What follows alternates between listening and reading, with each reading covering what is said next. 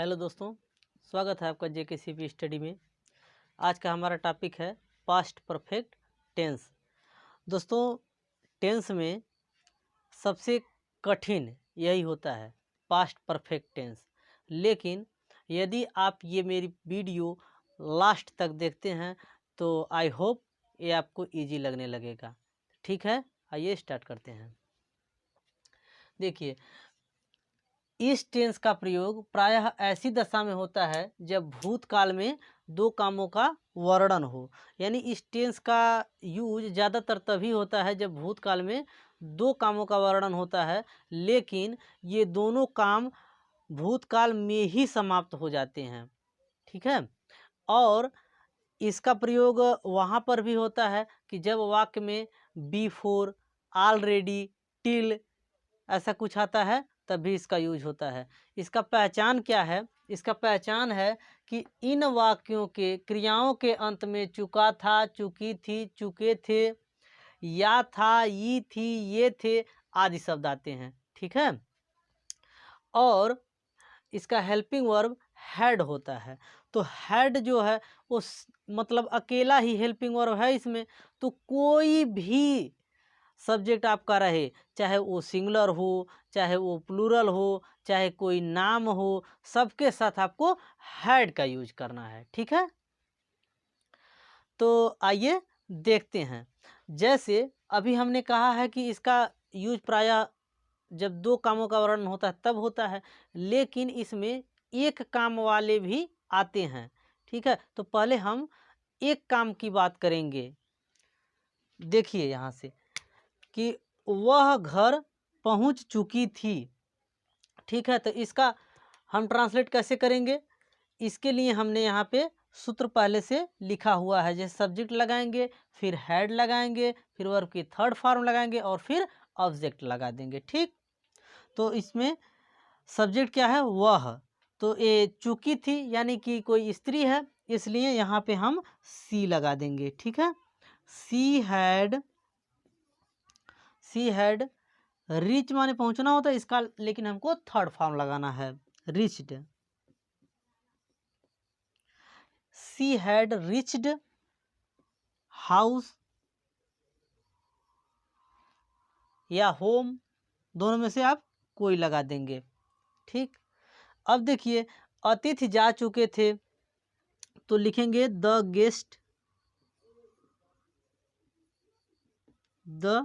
Guests had gone, the guest had gone.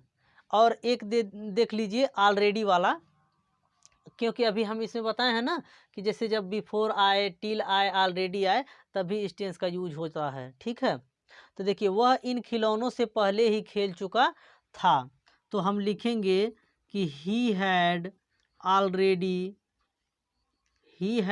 Already played, क्योंकि अभी हमने बताया ना वर्ब की थर्ड फॉर्म लगेगी, तो प्ले मीन्स खेलना, उसका थर्ड फॉर्म लगाएंगे। He had already played with these, जगह नहीं इधर लिख दे रहे हैं नीचे, with these toys. He had already played with these toys. ठीक है, और अब हम बात करेंगे जिस वाक्य में दो कामों का वर्णन रहेगा उसका हम ट्रांसलेट कैसे करेंगे। तो आइए देखते हैं। आइए अब देखते हैं कि दो काम वाला रहेगा तब कैसे ट्रांसलेट करेंगे। तो देखिए कुछ नोट है, इसको नोट कर लीजिएगा आप।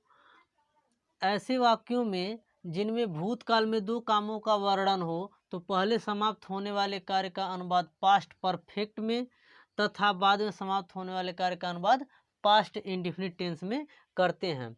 तो पास्ट परफेक्ट में करने का मतलब कि यानी आप पहले सब्जेक्ट लगाएंगे, फिर हेड लगाएंगे, फिर वर्ब की थर्ड फॉर्म लगाएंगे और फिर ऑब्जेक्ट लगाएंगे, और जो काम बाद में समाप्त हुआ रहेगा उसको पास्ट इंडेफिनिट में मतलब ट्रांसलेट करने का मतलब आप पहले सब्जेक्ट लगाएंगे, फिर वर्ब की सेकेंड फॉर्म लगाएंगे। ठीक है, और फिर ये दूसरा नोट क्या कह रहा है कि यदि वाक्य में पहले या पूर्व शब्द आया हो तो पहले समाप्त होने वाला कार्य प्रिंसिपल क्लॉज यानी कि प्रधान उपवाक्य, और बाद में समाप्त होने वाला कार्य सब ऑर्डिनेट क्लॉज यानी कि आश्रित उपवाक्य होता है। तो एक बात जान लीजिए, जो प्रिंसिपल क्लॉज होता है उसका अनुवाद हम पहले करते हैं, और जो सबऑर्डिनेट क्लॉज होता है उसका अनुवाद हम बाद में करते हैं। ठीक, यहाँ तीसरा नोट देख लीजिए, यदि वाक्य में बाद या पश्चात शब्द आया हो तो बाद में समाप्त होने वाला कार्य प्रिंसिपल क्लॉज तथा पहले समाप्त होने वाला कार्य सबऑर्डिनेट क्लॉज होगा। ठीक, तो आइए हमने यहाँ पे दो एग्जाम्पल ले रखा है, एक पहले वाला भी और एक बाद वाला भी, दोनों आप ध्यान से समझ लीजिए इसको। देखिए, डॉक्टर के आने के पूर्व मरीज मर चुका था, यानी इस पूरे सेंटेंस में कौन सा काम पहले हो रहा है? पहले मरीज मरने का काम हो रहा है। ठीक है, तो पहले इसको लगाएंगे, द पेशेंट had died। अब देखिए, अब बाद में कौन सा काम हो रहा है? यानी पहले मरीज मर जा रहा है तब डॉक्टर आ रहा है। ठीक ना, तो पहले के लिए क्या लगाएंगे? Before the patient had died before the doctor came. The doctor केम यानी वर्ब की सेकेंड फॉर्म। आप इसको फिर से एक बार देख लीजिए, समझ लीजिए बढ़िया से, कि डॉक्टर के आने के पूर्व मरीज मर चुका था, यानी पहले मरीज मर चुका था। तो देखिए, द पेशेंट हैड डाइड, क्योंकि यहाँ पे पहले कहा गया है ना कि जो काम पहले समाप्त होगा वो प्रिंसिपल क्लॉज होगा। ठीक, तो उसका अनुवाद हम किस में करेंगे? पास्ट परफेक्ट टेंस में करेंगे, और जो काम बाद में समाप्त होगा उसका हम ट्रांसलेट पास्ट इंडिफिनिट में करेंगे, यानी कि सब्जेक्ट लगाएंगे फिर वर्ब का सेकंड फॉर्म लगाएंगे। तो देखिए, बाद में डॉक्टर आ रहा था इसलिए द डॉक्टर केम, यानी पहले सब्जेक्ट ये हो गया आपका और फिर आ गया केम। ठीक है, फिर देखिए ये नेक्स्ट एग्जांपल है, डॉक्टर के आने के बाद मरीज मर गया था। डॉक्टर के आने के बाद, अब इसको आप हटा सकते हैं, इसका कोई खास था का नहीं जरूरत है। डॉक्टर के आने के बाद मरीज मर गया। ठीक है, तो इसमें आप देख रहे हैं कि पहले क्या हुआ, यानी डॉक्टर के आने के बाद, यानी पहले डॉक्टर आ गया तब वो जाकर के मरीज मरा। ठीक है, तो इसको क्या करेंगे, पहले ये मरीज जो मर गया उसका अंग्रेजी हम पहले बना लेंगे, द पेशेंट डाइड आफ्टर, यानी बाद के लिए आफ्टर आया, after the doctor had come. ठीक है, तो यहाँ आप देख रहे हैं कि इस वाले के पहले या पूर्व वाले के बिल्कुल विपरीत है ये बाद वाला। जब बाद वाला आ रहा है तो ये बिल्कुल विपरीत है।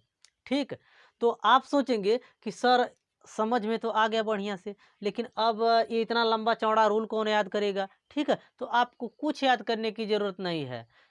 ठीक है, तो आप खाली बस इतना याद रखिए कि जब कभी पहले या पूर्व शब्द आए तो उसके पहले पास्ट परफेक्ट टेंस आएगा। जैसे इसमें पूर्व या पहले आ रहा है, ठीक वैसे ही पहले आ जाएगा क्या? Past perfect tense. देखिए पहले वाले सेंटेंस में यहाँ पर आप देख रहे हैं पूर्व आया है ना। ठीक, तो इसके लिए हम बिफोर लगाए हैं, तो बिफोर के पहले ही आ गया है ये वाला, यानी पास्ट परफेक्ट टेंस का यूज हुआ है। यहाँ पे देखिए हम अंडरलाइन कर दे रहे हैं, यानी कि पहले सब्जेक्ट लगा, फिर हेड लगा, फिर वर्ब की थर्ड फॉर्म लगी। ठीक, और देखिए, और जब वाक्य में बाद या पश्चात शब्द आए तो समझ लीजिए कि बाद में पास्ट परफेक्ट टेंस आएगा। ठीक, इतनी सी बात आपको याद करनी है। देखिए यहाँ पे बाद आया है, ठीक, तो इसके लिए हम क्या लगाए हैं? आफ्टर लगाए हैं, और आप देख रहे हैं कि आफ्टर के बाद पास्ट परफेक्ट टेंस आया है। देखिए द डॉक्टर हैड केम, ठीक। और इसी से रिलेटेड और भी सेंटेंस होते हैं, जैसे पुलिस के आने से पहले चोर भाग गए थे। तो इसमें पहले काम कौन हो रहा है? चोर पहले भाग गए थे, यानी the thieves had gone away before, sorry, the thieves had gone away before the police केम। ठीक है, उम्मीद करते हैं आपको समझ में आया होगा। इंट्रोगेटिव सेंटेंस में हम हर टेंस में ये बात बताते हैं कि इंट्रोगेटिव सेंटेंस जो होते हैं वो दो तरह के होते हैं। एक वह जो क्या से शुरू होता है, और एक वह जिसके बीच में कब, क्यों, कैसे, कितना, कितने, कितने यानी कि कोई प्रश्नसूचक शब्द आ जाता है। ठीक, तो देखिए यहाँ से कि जब वाक्य क्या से शुरू होगा तो हम ये वाला सूत्र लगाएंगे, और जब बीच में प्रश्नसूचक शब्द आएगा तो हम ये वाला लगा देंगे। ठीक, तो आइए एग्जाम्पल देखते हैं कि क्या उन्होंने कार्य खत्म नहीं किया था। तो आप बताइए कि कौन सा लगेगा इसमें, पहला वाला लगेगा कि दूसरा वाला लगेगा। तो आपको यहाँ साफ साफ लिखा हुआ है कि जब वाक्य क्या से शुरू हो तब ये वाला लगाना है, तो जाहिर सी बात है कि आप यही वाला लगाएंगे। ठीक, तो आइए इसको ट्रांसलेट करते हैं। तो लिखेंगे है, देखिए इंट्रोगेटिव सेंटेंस। इंट्रोगेटिव सेंटेंस में हम हमेशा बताते हैं कि इंट्रोगेटिव सेंटेंस दो प्रकार के होते हैं। एक वह जो क्या से शुरू होता है, और एक वह जिसके बीच में प्रश्नसूचक शब्द जैसे कब, क्यों, कैसे, कितना, कितने, कितनी ऐसा कुछ आ जाए तो।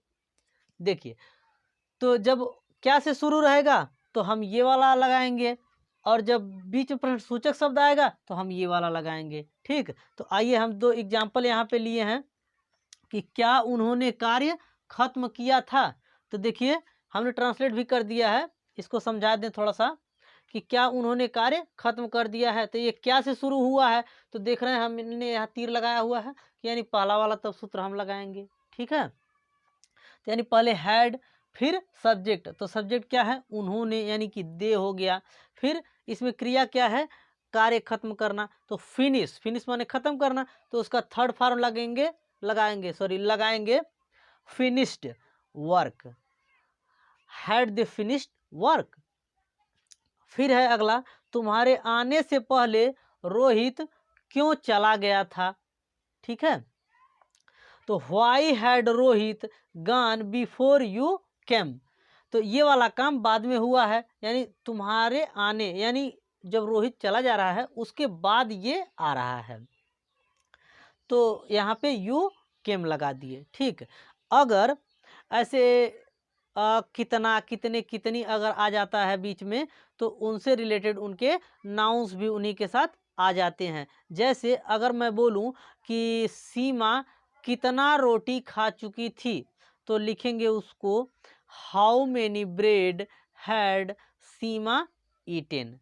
ठीक है, और यदि वाक्य इंट्रोगेटिव निगेटिव रहेगा तो आप क्या करेंगे, बस सारा रूल आपको ऐसे ही लगाना है, बस सब्जेक्ट के बाद आपको नॉट लगा देना है। तो आई होप ये वीडियो आपको अच्छा लगा होगा। तो अगर ये वीडियो आपको अच्छा लगा हो तो इस वीडियो को लाइक ज़रूर करें, और अगर कोई डाउट हो तो आप नीचे कमेंट सेक्शन में जा कर के आप कोई डाउट पूछ सकते हैं, और अगर आप इस चैनल पर नए हैं तो चैनल को सब्सक्राइब कर लीजिए। Thanks for watching.